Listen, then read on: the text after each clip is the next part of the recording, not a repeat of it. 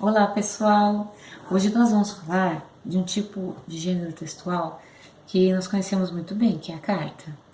Mas eu vou falar de uma carta especial a vocês. De uma carta que eu venho conhecendo mais a fundo há 20 anos, que foi o tempo que eu demorei. Esses 20 anos tiveram que se passar para eu ter contato com essa carta, um contato pessoal. É a carta de Deus para nós. É a Bíblia.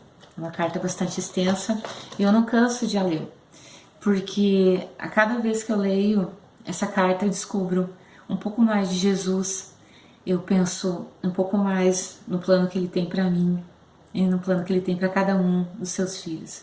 E eu gostaria de falar a respeito de um pedacinho dessa carta que está em Lucas, no capítulo 24, no versículo 13. Logo depois que Jesus se sacrificou por nós na cruz, que ele venceu o pecado na cruz, os discípulos estavam caminhando para uma aldeia que se chamava Emaús, que ficava distante de Jerusalém a 60 estádios, que era a medida daquele tempo, né? Eles utilizavam.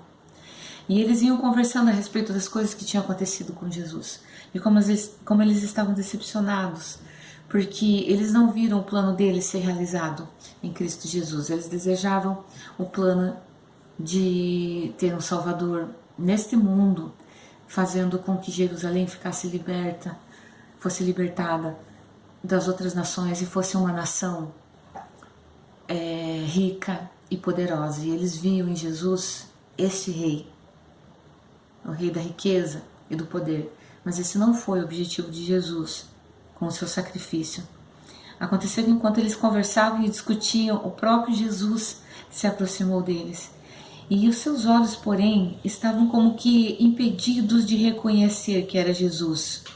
Então Jesus perguntou: o que é isso que vos preocupa? Não é o que acontece muitas vezes com a gente, amigo. Nós ficamos impedidos de ver Jesus, a gente não consegue reconhecer Jesus nas aflições que nós sofremos. E eles estavam ainda falando a respeito dessas coisas. E Jesus disse mais adiante, enquanto depois ele tinha aparecido para Simão, os outros discípulos falavam também disso, de terem ouvido de que Jesus havia ressuscitado e tinha falado com outros discípulos antes deles. E enquanto eles falavam essas coisas, Jesus apareceu no meio deles e disse: a paz seja convosco. É isso que eu encontro toda vez que eu falo com o meu Salvador. Toda vez que eu encontro com Jesus, eu encontro a paz. Eles estavam surpresos e atemorizados, e eles acreditavam estarem vendo algo que não fosse Jesus em carne e osso. Mas Jesus lhes disse: por que estáis perturbados? Por que tem dúvidas em vosso coração? Não acreditam no que eu disse durante o tempo que eu estava entre vocês? Vede minhas mãos, vede meus pés, e apresentou-lhes as mãos e os pés para que eles tocassem e que eles percebessem que isso era uma experiência real. Dizendo isso, então, mostrou seus pés. E por não acreditarem eles ainda, mesmo vendo as mãos, mesmo vendo os pés de Jesus, mesmo tendo ouvido os relatos de que Jesus teria ressuscitado, Jesus ainda teve que lhes apresentar, lhes pedir algo de comer. E então eles deram um peixe e um pedaço de fava de mel, e Jesus comeu. Jesus é o fava de mel da nossa vida.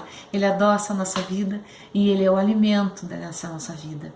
Nenhum alimento aqui na terra, nada tão doce aqui na terra pode substituir a palavra de Jesus e o que ele fez por nós na cruz.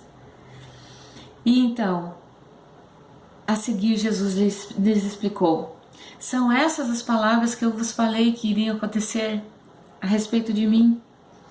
Estando ainda eu convosco, importava que acontecesse e que se cumprisse tudo o que diz nas Escrituras a respeito de mim, tudo o que diz na lei de Moisés, dos profetas e nos salmos.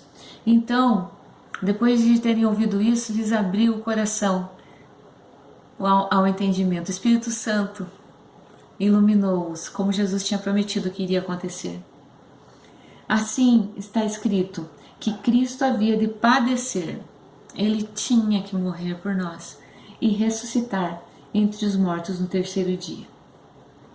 E que em seu nome, em nome de Jesus, se pregasse o arrependimento, a remissão de todos os pecados, e deveria ser pregado a todas as nações, a todas as tribos, começando de Jerusalém, passando por mim, passando por você e por tua família também. Eis que eu envio sobre vós a promessa do meu Pai, disse Jesus. Permanecei vós aqui, até que do alto sejais revestidos de poder. E então Jesus os levou para Betânia e, erguendo as mãos, os abençoou. E aconteceu que, enquanto Jesus os abençoava, Jesus foi se retirando da presença deles. Jesus foi subindo às alturas, à vista dos apóstolos. Então eles, adorando-o, voltaram para Jerusalém e, tomados de grande júbilo, estavam sempre no templo louvando ao Senhor. Que essa seja a nossa atitude. Enquanto aguardamos a vinda do Mestre, a vinda que nós estudamos, que Jesus também prometeu a nós, que nós estejamos no templo do Senhor, alegrando-nos, jubilosos, cantando e esperando a sua volta. Uma feliz Páscoa para vocês. Amém.